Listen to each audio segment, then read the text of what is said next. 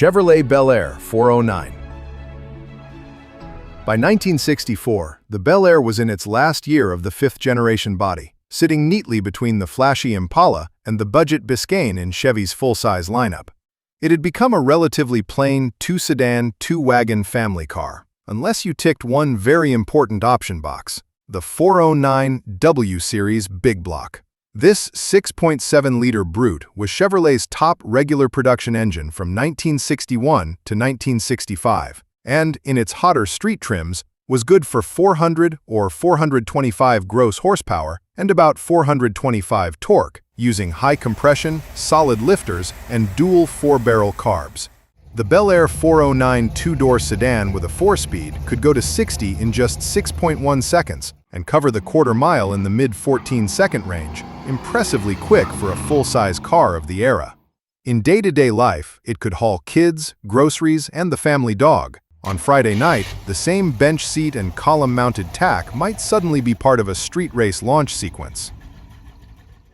Chevrolet Nova SS283. Born from the Chevy 2 line that debuted in 1962 as a straightforward Falcon rival, the Nova SS started out in 1963 as mostly an appearance and trim package with bucket seats, special emblems, and a floor shifter, not a true muscle car.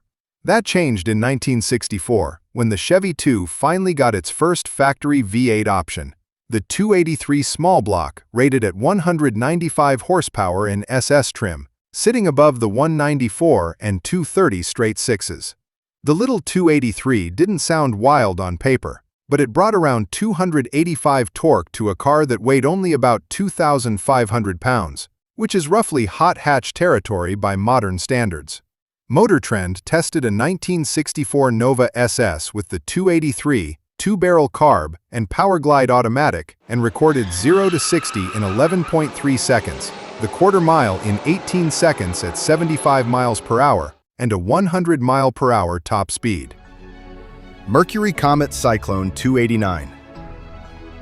Introduced as the new performance version of the compact Comet, the Cyclone replaced the earlier S22 and came only as a sporty two-door hardtop with bucket seats, extra trim, and racy badges, so your neighbors knew it wasn't Grandma's grocery getter. Under the hood lived a 289 overhead valve V8 with a 4-barrel carburetor rated at 210 gross horsepower and about 300 torque, backed by either a 3- or 4-speed manual or the Merco-Matic automatic transmission. With curb weights hovering around 3,100 pounds, that gave the Cyclone a healthy power-to-weight ratio for the mid-60s compact class. The car can go to 60 in 10.2 seconds and complete the quarter mile in 16.4. Not bad. That mix of everyday usability, decent fuel economy for the era, and honest V8 punch made the 1964 Comet Cyclone a kind of early sleeper muscle car. It still looked like a neat, tidy commuter, but a quick blip of the throttle told you it had way more attitude than its squared-off body suggested. Mercury Marauder 427. The Marauder name wasn't a separate model so much as a fastback roof and performance package applied to Monterey, Montclair, and Park Lane hardtops, created to give Mercury a sleeker, more aerodynamic shape for stock car racing than the upright breezeway roof that had appeared just a year earlier. Under that long hood, buyers could order Ford's 427 FE Big Block in two flavors: a single 4-barrel rated at about 410 horsepower and the Super Marauder Dual Quad version rated at 425 horsepower, both packing roughly 476 to 480 torque and backed only by a 4-speed manual gearbox. In a world of soft springs and bias-ply tires, that was serious artillery. The car could sprint to 60 in 7 seconds and cover the quarter mile in 15.1. Mercury sold only about 64 full-size 427 cars for 1964, with fewer than 50 believed to be the wild dual-quad R-code versions.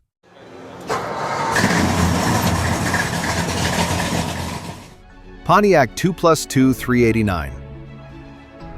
Introduced as a special performance trim on the Catalina, it rode on Pontiac's full-size B-body but added sports car flavor. Bucket seats, a center console, special badging, and the 2+2 name borrowed from European 2+2 coupes.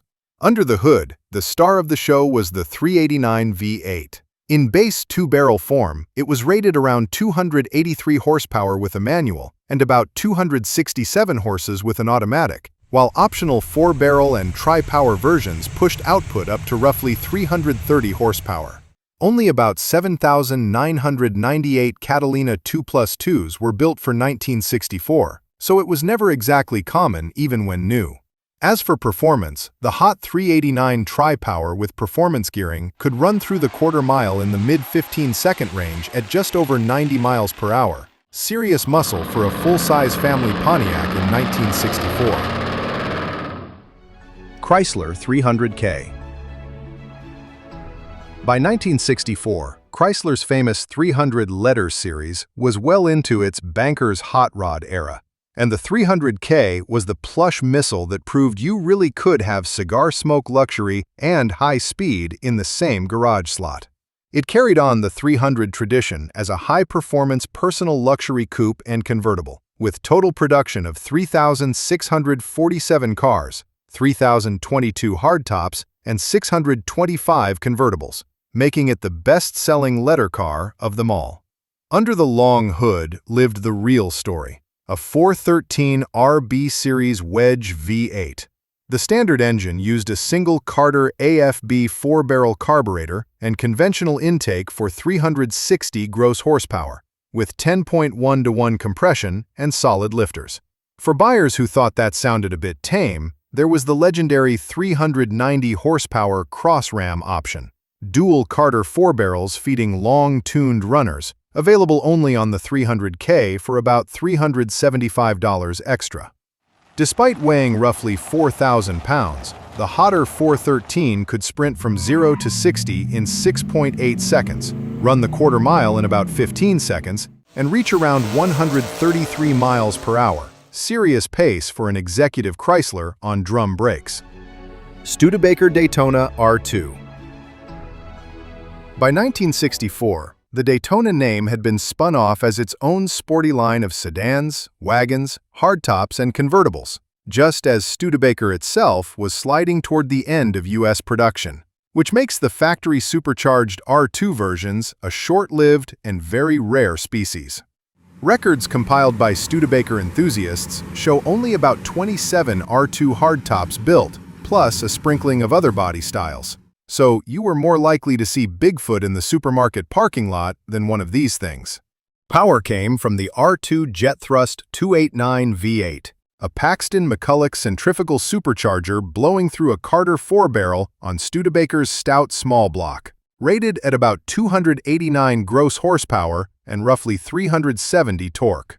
In period testing, an R2 Daytona with a 4-speed could run to 60 in 7.3 seconds, quarter miles around 15.8 seconds, and a top speed nudging 132 miles per hour. Remarkable numbers for a compact family Studebaker on skinny 1960s tires. Rambler Classic V8 770. The Classic line had just picked up Motor Trend's 1963 Car of the Year trophy for its advanced unit body construction and value. And for 1964, it received a cleaner single-plane grille, stainless rocker trim, and new oval tail lamps to keep it looking fresh. The 770 badge marked the top trim level, available as sedans, wagons, and a new pillarless hardtop with extra bright work plus nicer upholstery, and in sporty versions, bucket seats and a console that made this economy Rambler look surprisingly upscale. Order the Classic V8 package, and you got AMC's 287 small block, a 2-barrel engine rated at about 198 gross horsepower and 280 torque, sharing its basic hardware with the Ambassador's V8. According to Car Life Road Test, a V8 Classic with manual gearboxes shows 0 to 60 times in 11.6 seconds and quarter miles in the high 18 seconds, slightly faster than the V6 Classics.